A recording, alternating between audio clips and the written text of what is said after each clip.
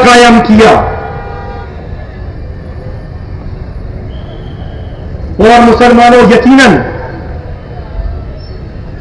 आज मुझे तकलीफ होती है कि कुछ फिरका परस्त ताकतें इस मुल्क को, इस शहर को और भोपाल को बांटने का काम करती हैं।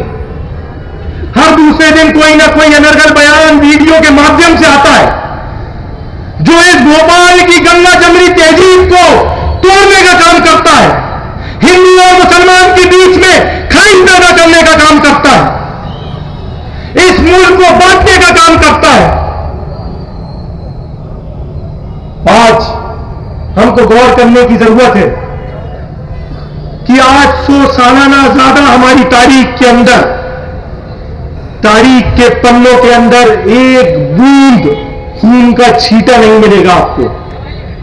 240 साल जिस कौम ने इस भोपाल के अंदर हुकूमत की हो, उस कौम ने इंसाफ का वो पैमाना तय किया कि एक तरफ मंदिर नजर आता है तो दूसरी तरफ मस्जिद नजर आती है, एक तरफ मस्जिद नजर आती है तो दूसरी तरफ गुरुद्वारा नजर आता है। ये इंसाफ था, ये बराबरी थी, ये मोहब्बत था, ये खुलूस था, ये अमन अमन था, ये भाईचारा था, यही हमारा भोपाल था। लेकिन आज भाजपा और आरएसएस ने इस मुल्क हिंदुस्तान में कुछ चिरकुटों को पैदा कर दिया। अभी थोड़ा बड़े हो गए, चड्डे पहनते थे साहब, थोड़ा बड़े हो गए, 100 साल हो गए तो पैंट पहनने लगे। अरे पहनने लगे कि नहीं पहनने लगे? अरे चड्डे में किस किसने देखा है? हाथ उठा के बताओ भाई। अरे भाई, चड्डे में किस किसने देखा है? सबने देखा है। अरे अब पैंट में किस किसने देखा है? वाह, मतलब बड़े हो गए। अब फिक्र मत करिए, एमआईएम इलाज कर देगी। अरे अच्छा खासा माहौल था यार। एमआईएम इलाज कर देगी और ये मेरे सामने बैठे गयूर शेर उनका इलाज कर देंगे। इस मोहल्ला, इस चौराहा तो बहुत दूर की बात है। मैं कह रहा हूं इस मुल्क हिंदुस्तान के अंदर जो ताकत है इस मुल्क को तोड़ने का काम कर रही है। बहुत बेहतरीन तरीके से हमारे सदर असदुद्दीन ओवैसी साहब को इलाज करना आता है। जब उनके सामने मुकाबला होता है तो 5 मिनट नहीं लगते, जूते चप्पल उठा के भागते हैं साहब। 15 मिनट देखा है कि नहीं देखा आपने? 5 मिनट में जूते चप्पल उठा के भाग जाते हैं। अरे इस चौराहे पे कोई आएगा तो 5 मिनट में भगाओगे ही नहीं भगाओगे? अरे यार ऐसे काम नहीं चलेगा भाई।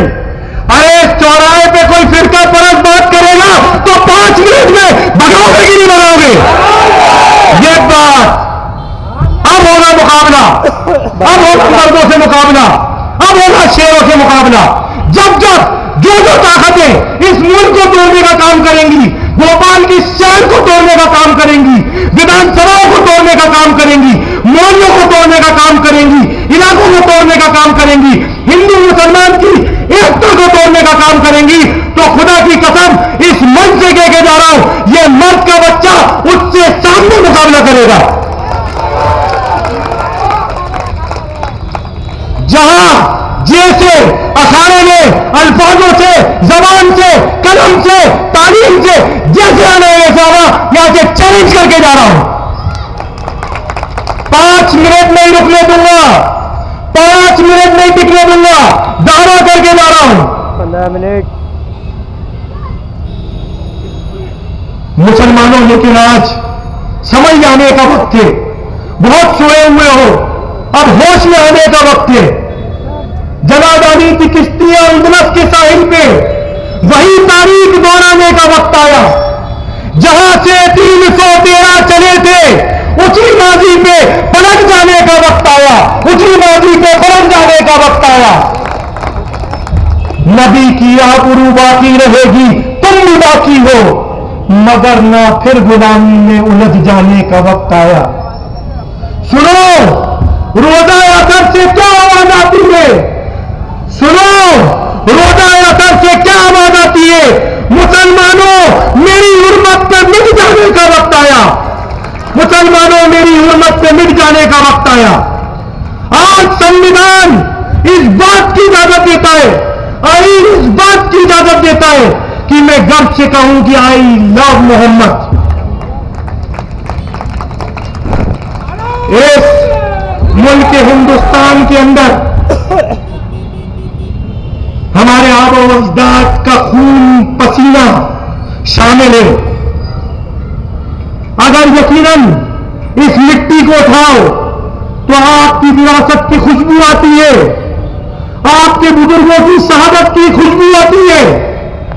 हिंदुस्तान के अंदर जब जब इस सरहदों के अंदर जालिम ने, बातिल हुकूमतों ने और फिरंगियों ने अगर हमला किया तो खुदा की कसम वो कोई और नहीं, वो लायन ऑफ मैसूर टीपू सुल्तान था। वो कौन थे? वो आपके ही आबा व अजदाद थे। जब जब इस मुल्क की सरहदों की हिफाजत की बात आई, इसकी अमन और मोहब्बत और भाईचारे की बात आई, इस मुल्क की मां बहनों की इज्जत और आबरू को बचाने की बात आई, तो यकीनन वो कोई और नहीं, आपके आबा व अजदाद सिराजुद्दौला थे। मुफ्ती साहब ने कहा, कर लेंगे ना तो हाथ नहीं दुखेगा हिलेगा भाई का। यकीनन अगर मैं पूरी रात बोलूं और उलमाओं की बात करूं तो उलमाओं की शहादत की गवाही देते देते मुझे पूरी रात गुजर जाएगी।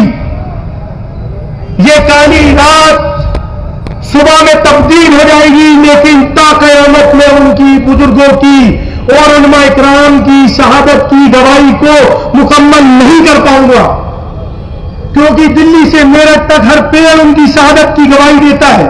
नौजवानों, आप लोगों को एक आजाद मुल्क का तस्वुर देने के लिए उनको फिरंगियों ने पेड़ पे फांसी के फंदे पर लटकाकर आप लोगों को एक आजाद मुल्क दिया।